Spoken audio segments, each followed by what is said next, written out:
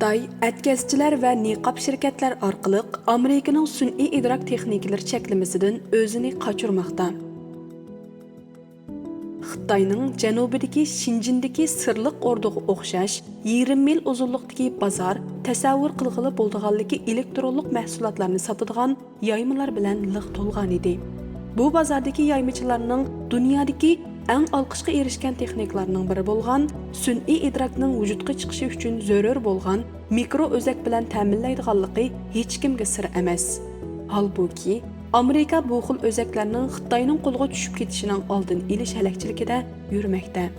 Bir yaymichi o'zining Amerikadan bu o'zakni zakaz qilib, 2 hafta ichida yetkazib bera oladiganligini aytdi. Yana bir yaymichining aytishicha, shirkatlar bir qitimda uningdan 2-300 o'zak zakaz qiladi ekan. Yana bir savdogarning aytishicha, u yaqinda Amerika texnik shirkati Nvidia ishlab chiqargan 2000 dan ortiq zamonaviy o'zakni o'z ichiga olgan mulozimatorlarni Hong Kongdan Xitoy cho'ng quruqligiga akeldirgan. U so'zining isboti sifatida ta'minlovchi bilan tuzashgan 103 million dollar qimmatidagi 4-oyda mol topshirishga bitishgan to'xtamga aloqador surat va uchurlarni ko'rsatdi.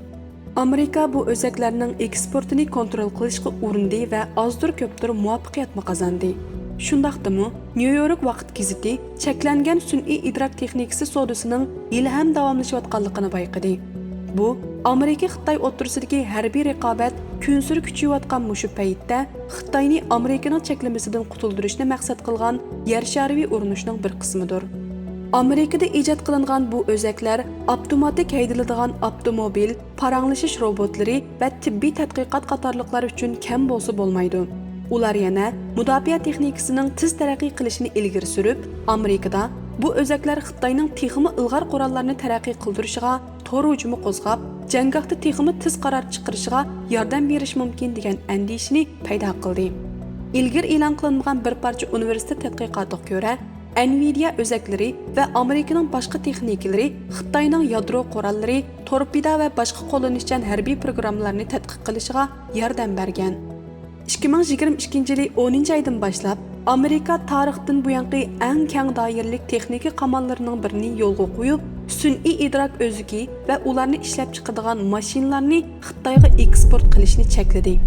Biden hukumati yana necha yuzlagan Xitoy shirkatlarini davlat bexatarlik tahdidi deb qaralgan amaliy gavdalar tizimligiga kirgizdi. Bu qoidalarning doirasi patiqinda texmo kengaytirilishi mumkin. Bu cheklamalar Xitoyning sun'iy idrokni taraqqiy qildirishni texmo qiyinlashtirdi va tanarxini oshiribdi. Ammo Amerikaning hozirgi va sobiq 85 nafardan ortiq sobiq amaldorini, yuqori darajalik boshqaruvchilarni va soha tahlilchilarini ziyorat qilish, shundaqla Beijing, Kunshan va Shinjindagi shirkatlarning xotiralarini tekshirish natijasida ko'rsatilishicha, bu soha g'oyat zo'r foydaga yetishlik bo'lg'achqa, dunyoning har qaysi joylaridagi korxonalar bu cheklamalardan qutulishning yo'llarini tepib chiqqan.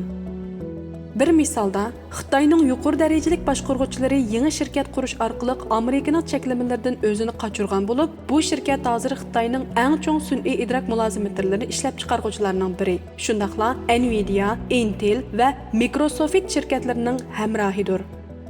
Amerika shirkatlari mushu tarzda bir qism mahsulotlarni Xitoyda davomli sotishning yo'llarini topdi. Atkazchilar yang ishchi sodlari va yolg'on to'shish belgilaridan tarkib topgan qorong'u bozor sun'iy idrok o'zaklarini Xitoyga kirgizmoqda. Holbuki Xitoy bu xil sodini qonunsiz deb qaramaydi. Gerçi bu so'dining ko'lami aniq bo'lmasa-mu, ammo New York vaqt gazetining muxbirlariga tasvirlangan setish sommasi ilgari e'lon qilingan Xitoy o'zak sodlarininkidan ko'p eshib ketadi. Muxbirlar va Washingtondagi foyda ko'zlamaydigan tashkilot ilg'or mudofaa tadqiqoti markazi oshkorlagan setivilish hujjatlariga qaraganda, Xitoy hukumatiga chetishliq 10 necha o'rin cheklangan o'zakni setib olgan. Amerika bu o'rinlarning ba'zilarini Xitoy armiyasiga yordam qildi deb belgi qo'ydi.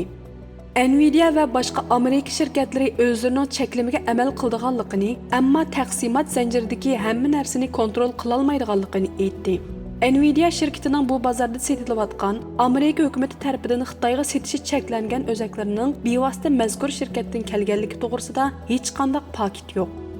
Nvidia shirkatining bayonotchisi John Rizzo mundaq dedi: "Biz Amerikaning barliq eksport kontrol qilish belgilamalariga amal qilamiz va xaridorlarimizning shunday qilishini umid qilamiz." Gerçi biz mahsulotlar sotilgandan keyin ularni iz qo'g'lab tekshirolmasakmi, har qanday bir xaridorning Amerikaning eksport kontrol belgilamalariga xiloflik qilganligini jazmlashtirsak, muvofiq tadbir qo'llanamiz. Sun'iy idrok texnikalarini cheklash Amerika shirkatlarini necha milliard dollar ziyonga uchratdi. Ba'zi shirkat boshqaruvchilari bu cheklamalar kutganning aksicha unum berib, Xitoy raqobatchilariga afzallik ato qiladi deb qarashdi.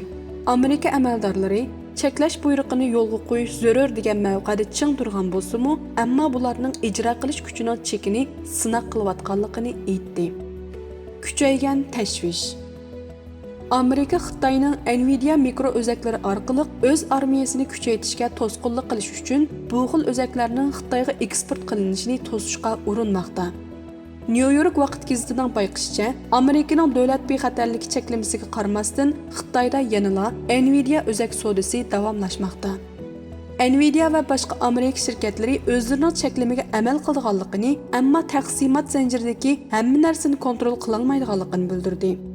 Amerikaning sun'iy idrok o'zligini cheklashi Xitoyning sun'iy idrok taraqqiyotiga to'sqinlik qilib, texnika setivilish tanarxi va qiyinligini oshirdi. Xitoyning universitetlar va tadqiqot apparatlari Nvidia va Intel o'zaklarini yadro qurollariga munosabatli tadqiqotlarga ishlatadi.